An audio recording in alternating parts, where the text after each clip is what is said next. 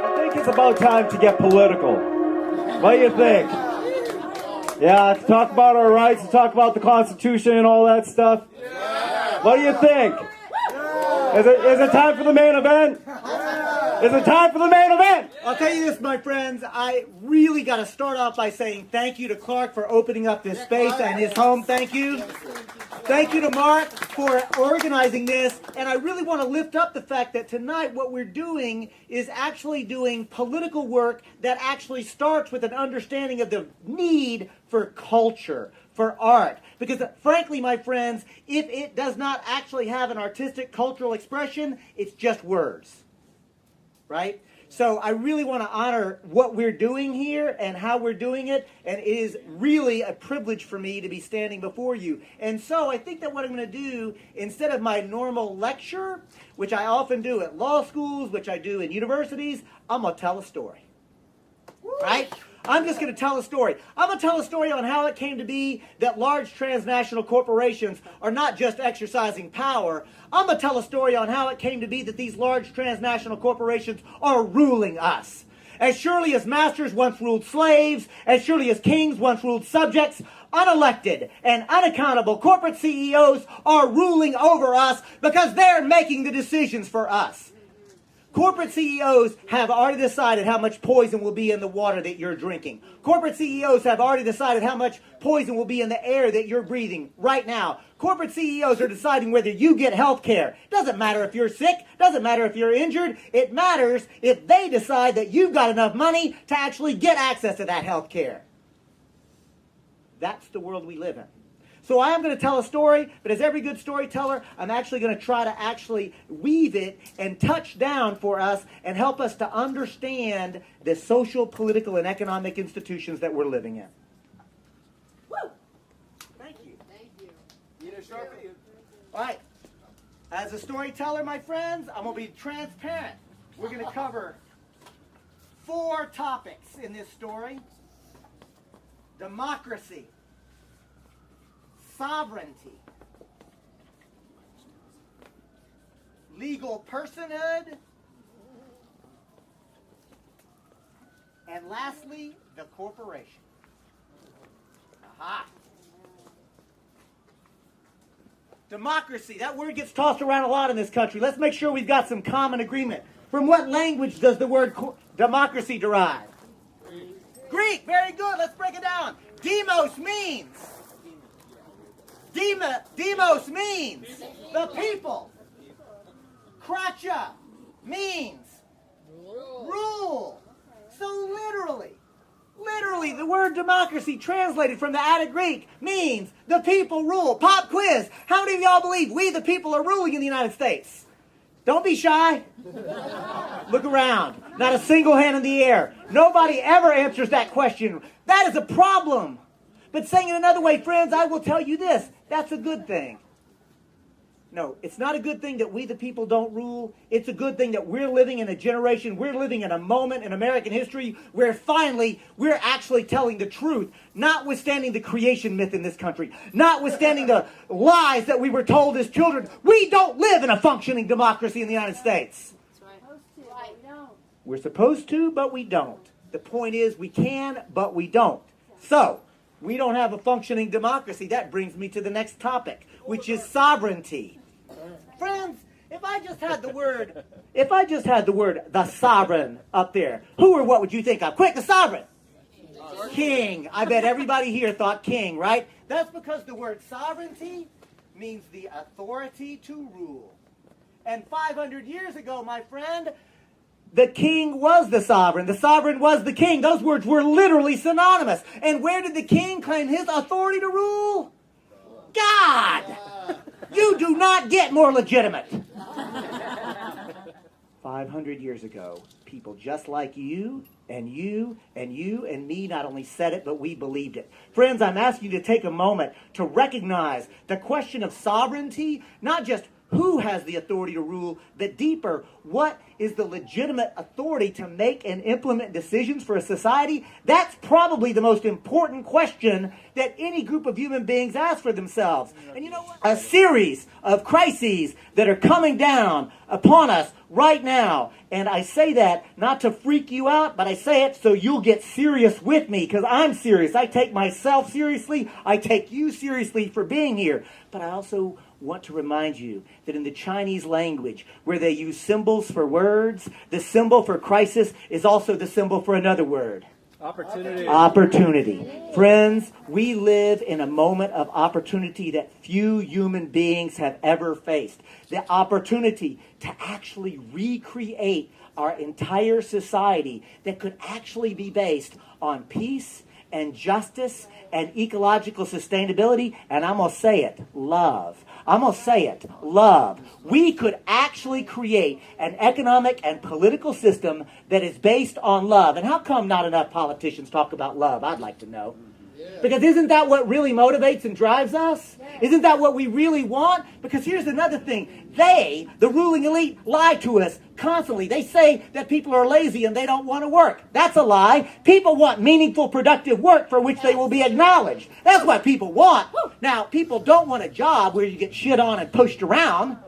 But they do want to actually engage in meaningful, productive activity. And people actually want a different world than the one we're living in. Polling data shows it. And you know what, folks? Your own lived experience shows it. You know you don't want to be living in this society. Talk to anybody. I don't care whether they're a Republican, a Libertarian, a Green, a Democrat. To hell with them all. I won't vote for anybody.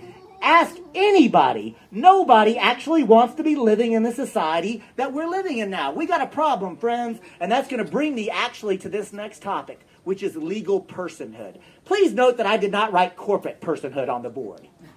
Right? That's because the concept of legal personhood means simply the ability to assert rights. Now, this is important. See, if you're a legal person under our legal system, it means that you can assert rights under law and they'll be acknowledged. See, legal personhood is not merely a technicality that only lawyers should be concerned about. See, if you're a legal person, you can assert rights under law. Think of it this way. The entire history of the United States and every social movement that we know about today, at its core, was about power and ruling and about the ability for some group of human beings to actually claim to be persons with rights. This matters. It matters a great deal. And the last word on the board is the word corporation. What language is that from, friends? Latin. It's Latin. Corpus means body. And the suffix tion means to have or create. So literally the word corporation just means to have or create body. And that's because in law school we are taught, by the way, any lawyers in the crowd besides me that would admit it? It's a friendly crowd. Okay, I'll just tell you, in law school, we are taught that a corporation is a legal fiction. In fact, even though you weren't subjected to 3 years of law school to pervert your thought process, if you've heard the phrase, even if you don't know precisely what it means legally, but if you've just heard that a corporation is legal fiction, raise your hand for a moment, please. Look at that. All these hands go up, right? Corporation is legal fiction. Corporation is legal fiction. A corporation is legal fiction. A corporation is a legal fiction. Friends, if a corporation is a legal fiction, that begs the question, what does the word fiction mean? Something that's made up. Not true.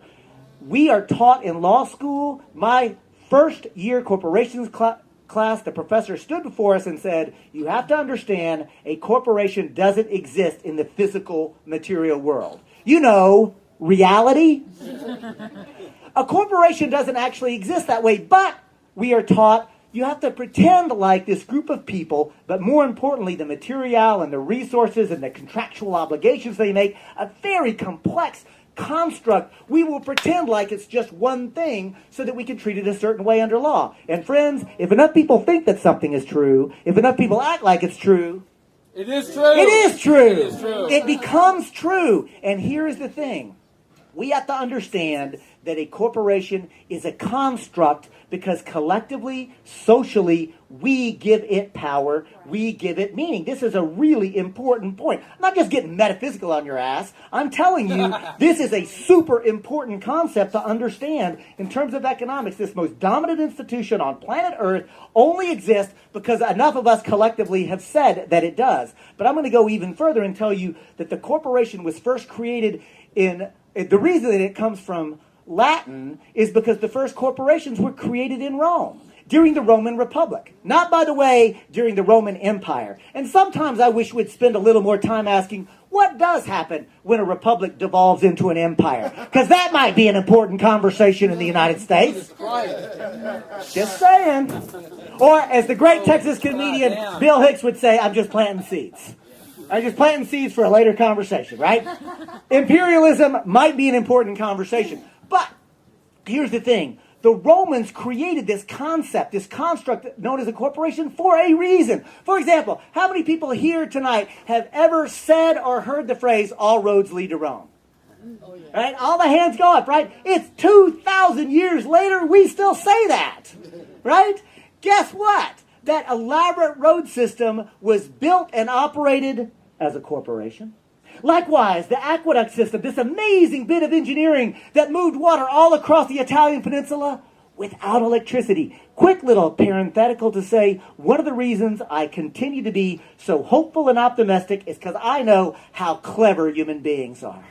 I mean, think about that. They were moving water all across the Italian peninsula. They didn't even have technology. They didn't even have electricity. And I'm going to tell you something, my friends. I don't think you could name a problem that I can't give you the solution to if you give me about 20 minutes and access to the internet. Now, I need that internet access because I'm not telling you I've got the solution because I don't. But I'll tell you this. With an internet access and 20 minutes, I'll find somebody who solved that problem for you. Correction. I'll find a group of people working collectively and cooperatively together who have figured out the solution to the problem. Because that's where the genius of humanity exists, is when we work collaboratively and cooperatively together, right? You're feeling it? So here's the thing. That aqueduct system, it was created, designed, and operated as a corporation. Likewise, the first universities, the first hospitals. Can y'all guess? Corporation. So a pop quiz. What is a road system? A water system? A university? A hospital? What do they all have in common? All owned by people? They're all owned by people. What's the purpose of them? Make money, wealth, common good. No, public good. Everything I just described was for the public good. The original conception of the corporation was to provide a mechanism to take private money, resources, and material and put it to some sort of public use.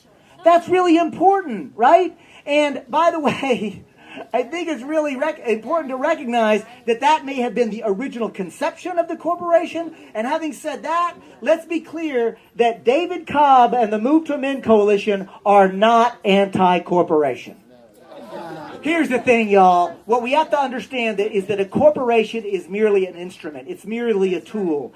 The question is what is being done with these tools. Because very important, powerful things can be done to facilitate the work that needs to be done. So the question is not, is a corporation good or bad? The question is, what is the political, economic system in which that hammer or that tool is being operated, right? So let's take a moment and be just as courageous as we were about the fact that we don't live in a functioning democracy. And notwithstanding the lies that we were told in our history textbooks about the age of discovery, the 13th and 14th century of Europe wasn't the age of discovery at all. It was the age of rape and pillage and plunder and murder. There's one word that sums that up for me. We've talked about it already. It's called empire. That's what imperialism means. See, it's beating people down. It's stealing from them. It's killing them. And then creating a legal system to legalize it, right? I mean, that's what's really deep here, right? Is to take these absolutely anti-human ideas and somehow legitimize them. So here's the thing, and this is important. Stay with me. The modern transnational corporation didn't just sort of accidentally get created during the age of empire. The modern transnational corporation, as we understood it and understand it today, was created as an intentional, deliberate instrument of empire. In fact, one of the most famous of those early corporations. They were called joint stock companies. The most famous, perhaps, of the joint stock companies was called the East India Company. Oh, I see some of you have heard of it. The East India Company, literally designed to militarily conquer the entire subcontinent of India. And not only that, not only to militarily conquer them, but to beat those people down, to destroy the existing civilization and institutions that they had created to get their own needs met, and to force them to work and labor to steal the resources from their own land so that their wealth could be transferred to the wealthy shareholders of the East India Company. It was a business model based on imperialism. That's what it means. Let me say this, that the Africa Trading Company did not trade slaves. The Africa Trading Company traded human beings. Human beings, and now I'm going to go deep with y'all.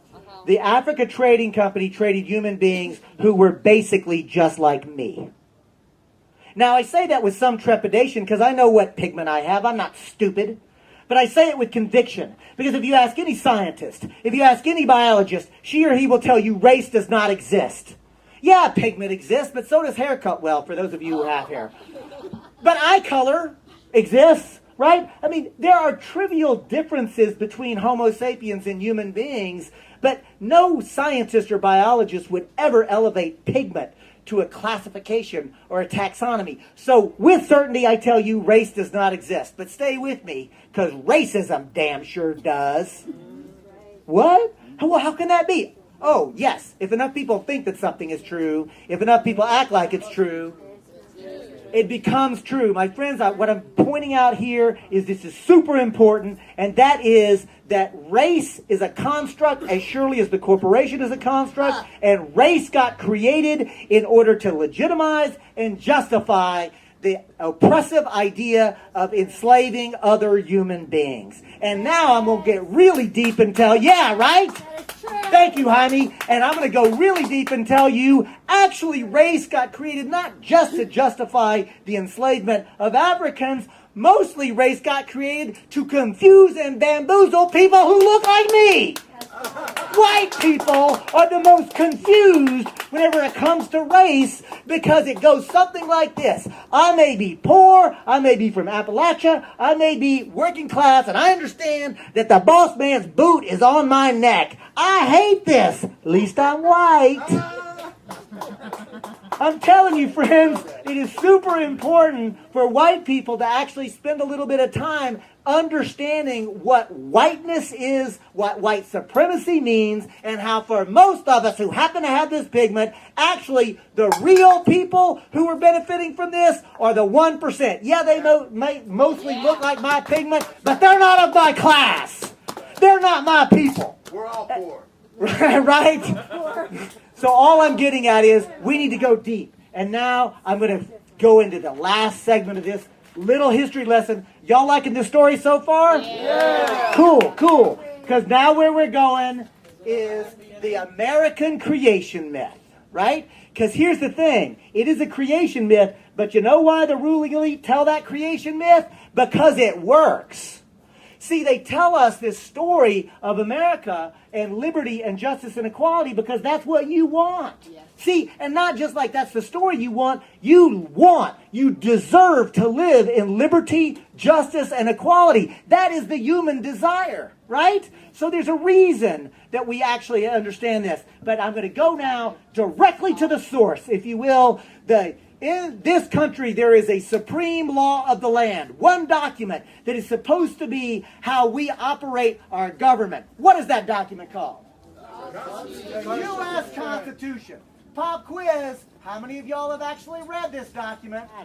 If you ever want to understand how something works, you have to see it as a system, and more importantly, see it as a system that is relating to other systems. You know, that's actually how reality really works. So if you want to understand the Constitution, read it in its entirety, and I will suggest you'll see two principal actors. The first actor is the most important actor. In fact, it's so important it's the first three words.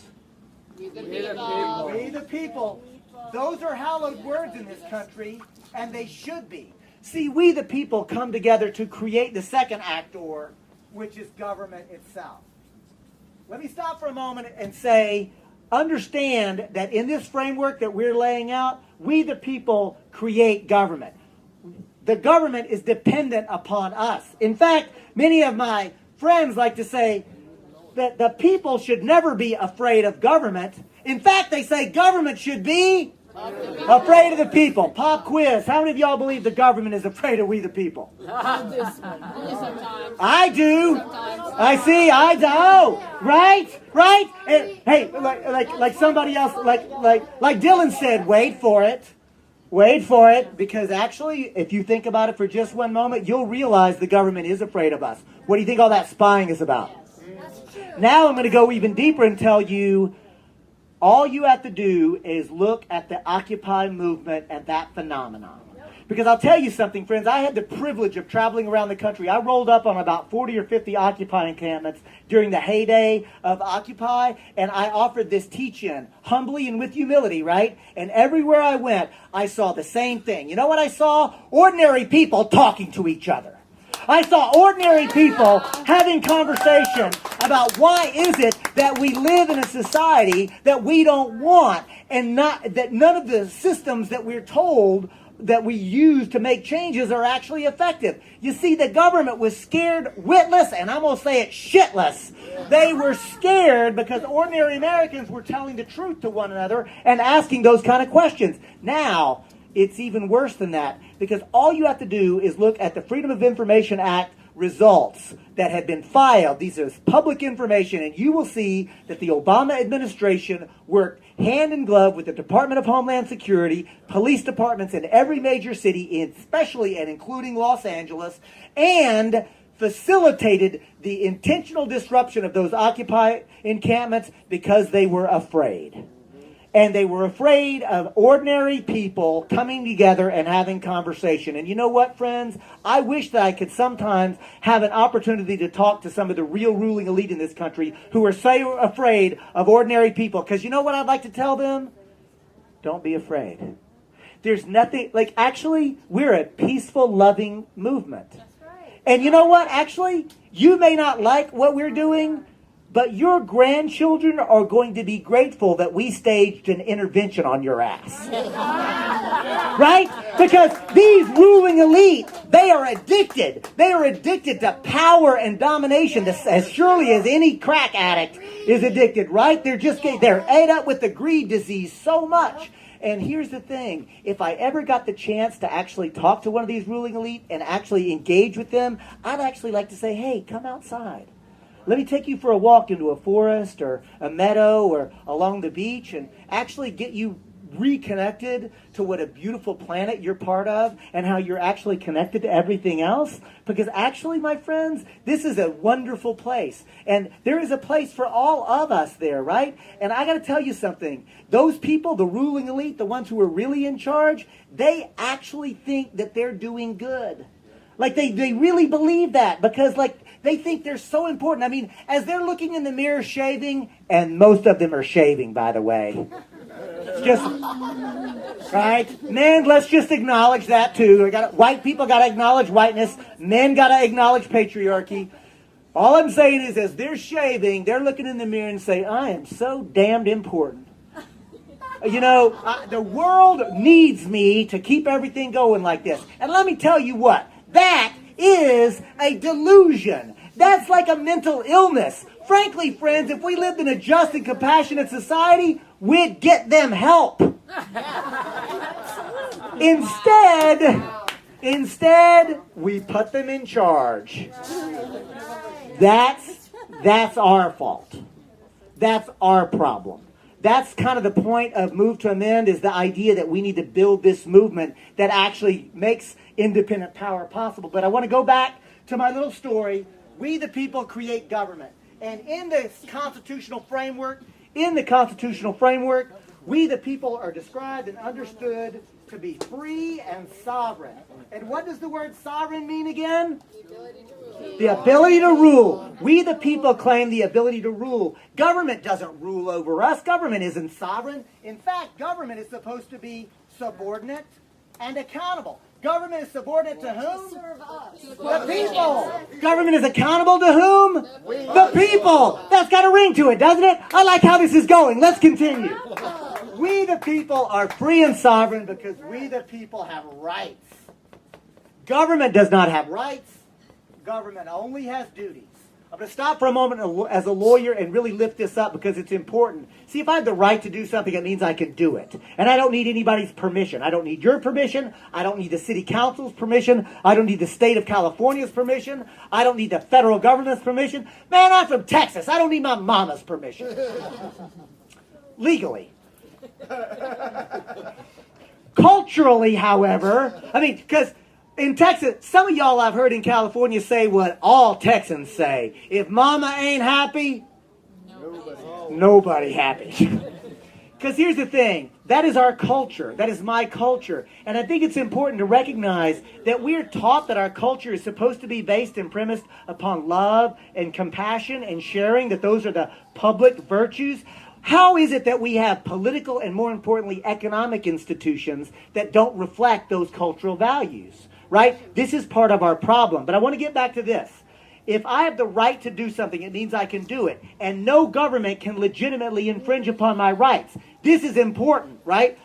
Rights are profound, and the Constitution doesn't create rights. The Constitution recognizes rights. Rights that are inherent and inalienable. We have those rights because we're human beings. In fact, my friends, we have those rights, and don't get alarmed. It's just going to be one button.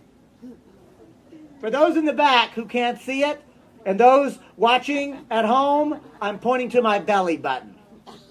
So if you're too embarrassed or shy to check here in this public place, go home tonight. Make sure you have one. Because if you do, you also have human rights that are inherent and unalienable, and government cannot infringe upon them. See how important those are? Human rights belong to you if you have a belly button. Doesn't matter what country you are from. Doesn't matter how you got here, right? Human beings have rights. Feeling it? I thought so. So here's the thing. Government does not have rights over the people. Government only has duties. Duties are responsibilities. And where do those duties come from? Well, remember, all power resides with the people. In fact, the founders of this country are famous for having said, no government can even be legitimate if it does not have the consent of the governed that they are exercising power. So all power resides with the people. But the point is, yes, the people hold all the political power, but in our framework and our system of government, we the people delegate a certain amount of our power. Do we delegate all our power to government? No. We only delegate enough power to government to perform the duties that we have told them to do. And how does government discharge those duties? They write laws in the public interest. And I'm going to stop for a moment and tell you, whether you agree or disagree with any public law, the political process that makes those laws is what is supposed to be a legitimate public opinion. I'm going to pledge to you, even if I disagree with you, I will treat you respectfully, and I challenge you to do that, not just with me, but with everybody else you come into contact with. Let's commit ourselves to actually being able to engage in fierce debate and struggle together, but be respectful. Because even idiots have a right to their opinion. The one thing that no public law can ever do is to violate the private rights of a person who lives there. Remember? That's what constitutional right means. The government cannot violate your rights. No, even if a law went through a political process. Jim Crow segregation laws were illegitimate under this framework, even though it went through a political democratic process. This is super important. And now that I've taken the time to lay all this out in one sentence, I'm going to describe to you how our system of government is supposed to operate. Now, it's a run-on sentence, but it's still just one sentence. Watch this. In the U.S. Constitution, we the people are free and sovereign because we the people have all the power. But we delegate a certain amount of our power to government.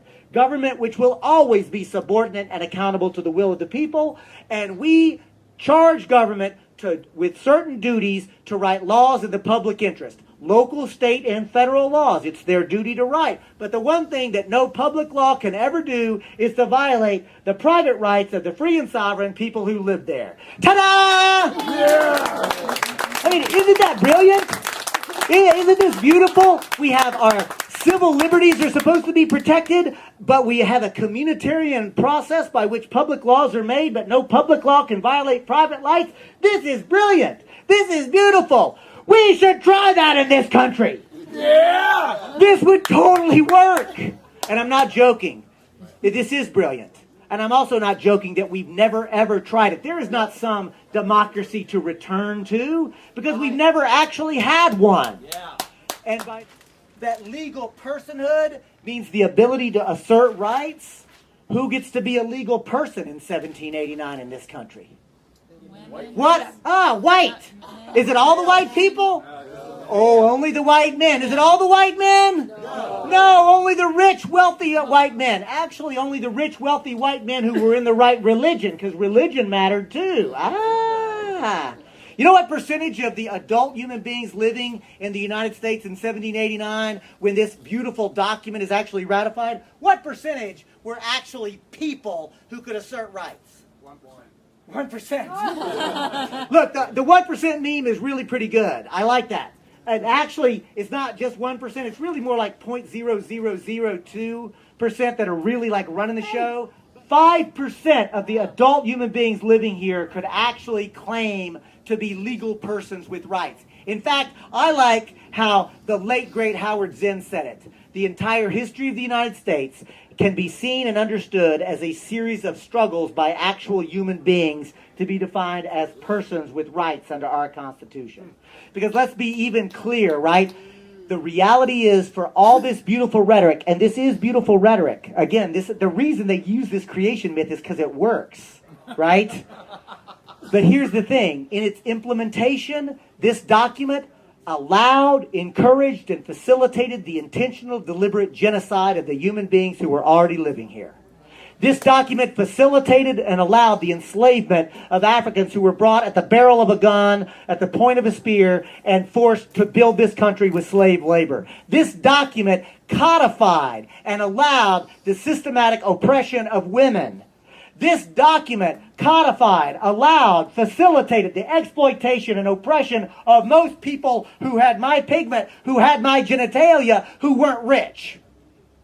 Right? We have to actually come to terms. And the things that changed around this document, the words stayed the same. You know what changed? Culture changed because social movements, because people like me and you started having conversations like this and said, we've got the power to make change.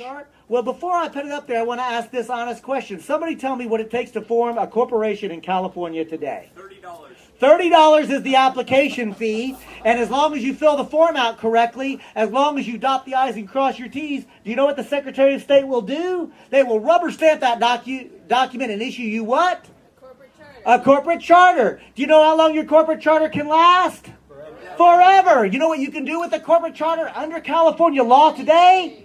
Anything that is legally permissible. That's what the code says. Apparently, if you have enough wealth and power, you can do a whole lot of illegal things. But the point I'm making is that this institution known as the corporation, we don't even think about it. We haven't been taught to think about it. We haven't been taught to think about where the hell did it come from. History matters, right?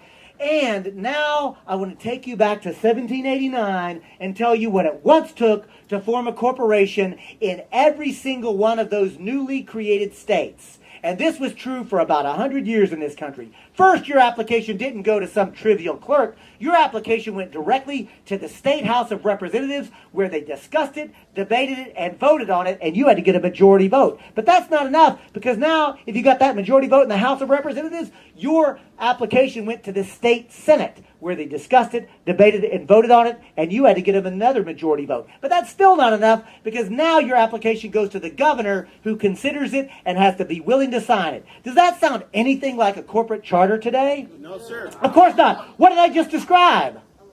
A law. I want you to take a moment to recognize that the chartering process that our founders, you know how some Americans are like, so they got founder fetishism and they want to know what the founders are all about. Well, the founders said corporate chartering was a privilege that would require a political act, the same equivalent of writing and passing a law. And get this, if you were given the privilege of incorporation, all you could do was the specific thing that you had asked to do. And if you did any other type of business or did anything else with that corporate charter, you know what happened to it? It was revoked. Corporate charters were routinely revoked for going ultra vires. In Latin, it means beyond the authority of why it had been allowed to be created. And I'm still not through, because if you were granted a corporate charter, it was only good for usually 5, 10, at most 20 years. You know, what was considered a working human being's lifespan? That's as long as any corporate charter could ever last. And at the end of that chartering time, do you know what happened to the corporate charter and limited liability? It evaporated. The business could continue, but the privilege of limited liability was over because it was a political decision that had been made. Oh, and now let me give you as Bugs Bunny would say, the coup de grace coming up. Because even if you were operating in the narrow time period of the corporate charter, even if you were doing the specific thing for which you had been granted the corporate charter, if you ever did anything to violate the public interest or the public trust, do you know what happened to that corporate charter? Dissolved. Revoked. Dissolved. The corporate charters were once routinely revoked for merely acting outside the public interest. That brings me to another pop quiz. You see I like to do pop quizzes. Here's a pop quiz question. Somebody name a single one of the Fortune 500 corporations that could even exist today with the political restrictions that once existed for 100 years, created by the founders in this country. I'll wait. Trick question. Trick question.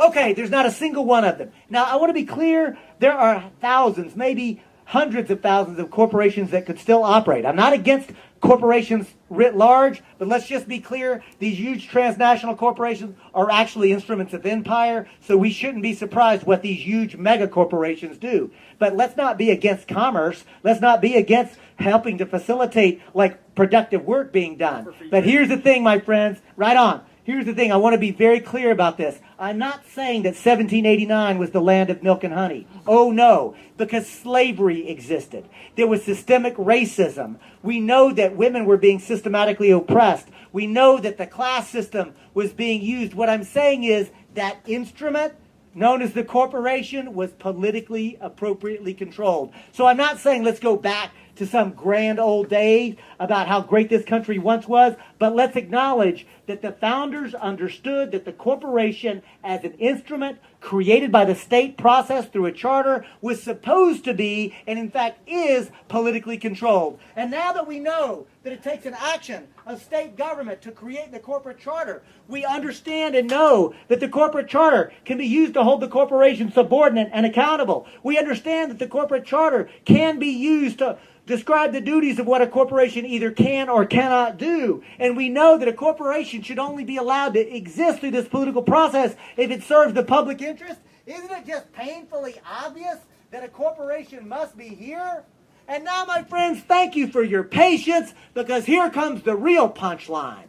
When the United States Supreme Court, in an act of supreme judicial activism, by the way, for those who concern themselves with judicial restraint, when the Supreme Court says, notwithstanding law, notwithstanding history, notwithstanding common damn sense, we're going to tell you that you, in this society, have to now treat a corporation as if it's a person with rights. It perverts the whole thing. So there's that. But I want you to stay with me here, because corporate personhood is just a shorthand phrase to describe an important philosophical concept. Corporate personhood means that a corporation can claim the inherent unalienable rights that only human beings are supposed to have. And if a corporation can claim constitutional rights, that means that a corporate lawyer can waltz into court and overturn any democratically enacted laws. It means that corporate lawyers can overturn worker protection laws because it violates a corporation's constitutional rights. It means a corporate lawyer can overturn environmental protection laws. It means that they can overturn public health and public safety laws. And as many of you now know, that they can overturn campaign finance laws. We're not even allowed to try to protect the integrity of our election process anymore. Well, I say, ya basta. Enough already. This is crazy. This doesn't make any sense. And that's why I stand before you, my colleague and comrade Margaret Croster, who's going to stand before you as representatives of Move to Amend. We are not nonpartisan, we are a transpartisan group. We've got Democrats and Republicans and Libertarians and Greens and Communists and Socialists all coming together to say we need a constitutional amendment that says we the people are free and sovereign, that we have rights but corporations do not. And I'm going to go further with you. We're going to open it up for discussion. I see your hand, but I want to be clear. We believe that the Constitution must be amended to abolish in its entirety the idea that any artificial entity has inherent unalienable rights and that money is not speech. But let's be clear, that's not enough. That's the beginning, not the end. Because really what we need is a democracy movement in the United States of America. Yeah. Right? We've got to actually learn some humility in this country and look to our sisters and brothers in the global South who are actually showing us the way about what real change looks like. And if you are not yet part of the Move to Amend coalition, if you've been moved by the idea that we can have nonviolent revolution in this country, sign up with us. We didn't even exist before 2010, and without a single story in corporate media, we just clicked over 294,000 people. If we want the systemic transformational change that we need, all we have to do is look at U.S. history, and there is actually a very simple formula to do it. Now, it's a hard formula to implement, but the formula is easy. It's a two-step process. First, we must build a social movement that is broad and deep and educated and militant. Broad meaning it cuts across sectors, across divisions, across ideas. It must be deep because it must go into where we live, work, and play. We got to feel it in our bones and actually be committed to it. It must be educated so that we can understand not only our history, but understand the political moment that we live in. Read Late Stage Corporate Capitalism and what that means. But lastly, it must be militant, which doesn't mean it has to be violent. I'm a nonviolent revolutionary, man. I'm a revolutionary, but I am committed to nonviolence, right? Militant does not mean violent. Now, by the way, I'm not a pacifist. I'm nonviolent. If you don't think that if you think I'm a pacifist, just take a swing at me, right? I believe in self-defense and will defend myself and my sisters and brothers and my comrades and people I love. You damn right I will. But I don't believe in using violence as a way to actually assert domination and power over, right? So militant does not mean violent. What militant means is what Gandhi meant by militant. Gandhi actually described his entire nonviolent movement as militant because he said we will disrupt the operation of this empire. Yeah. Martin Luther King Jr. was militant because they were willing to disrupt the operation, right? So all militant means really is that you are committed, that you're serious. If you want systemic change and you only want to do it on the weekends when there's nothing good on television, you're wasting your effort, right? This movement has got to be serious and has got to be committed. So a social movement that is broad and deep and educated and militant. And the second thing, there must be an independent electoral expression of that movement. Because I believe that Malcolm X was right. If you want revolution, there's two things. The ballot or the bullet. And I don't believe in using the bullet because I'm a nonviolent revolutionary. So I submit this. If you want systemic change, we got to find a way to intelligently do transformational electoral politics, right? And it's possible because it's been done before. And by that, I challenge you to think about the abolition of slavery, women getting the right to vote, the creation of the Social Security Administration, unemployment insurance, workers' compensation laws, pure food and drug laws, ending child labor, the entire fabric of what we today consider the bare damn minimum for a just and compassionate society. That program, every one of those were actually originally proposed by so-called third parties. third parties that did their work when they were called naive and unrealistic, third parties that did their work when they were called un-American, third parties who did their work when they were called spoilers. We have got to learn to actually recognize that the ruling elite have bamboozled us. And I'm going to conclude with this. We're going to open it up for discussion. Here's my last, though, remark. I think that principled liberals have been lied to and sold out by the ruling elite of the Democratic Party, and the leadership of the Democratic Party are actually at the beck and call of corporations in Wall Street America. The rank and file progressive Democrats, though, probably would love to hear, maybe some are in this room for that matter, but here's a corollary.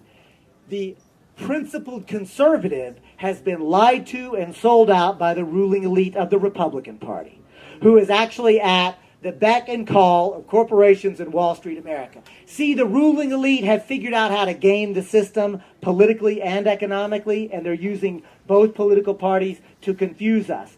The strength that we're going to have is when we have honest conversation with one another and we find out that regardless of party labels, regardless of ideologies, that we're human beings who want a peaceful, just, democratic, sustainable, and liberated society. Peace. Thank you.